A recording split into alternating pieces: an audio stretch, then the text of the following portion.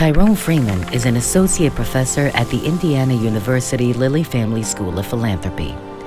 By tracing the history of African American community giving, he invites us to rethink what philanthropy is.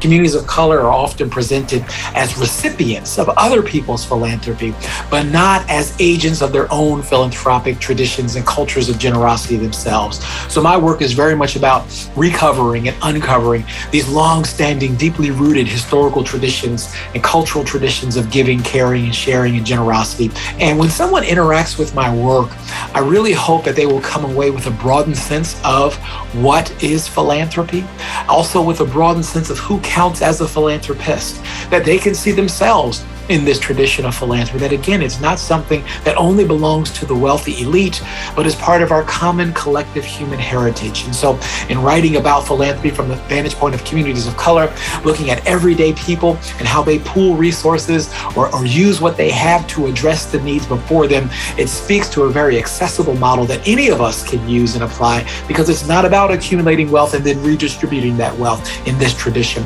It's about giving what you can, right, to be helpful to others and also to press forward in the struggle for freedom. And one of the beautiful things about African American philanthropy is that in all of its giving, in all of its voluntary action, it has always helped America become better, whether it had been dismantled slavery through the civil rights movement, as well as today the modes of giving, caring, and sharing that form the fabric and basis of community. And so really understanding this history is very important, because it is foundational to the ways in which African Americans give today. And there are definite connections to how other communities of color give,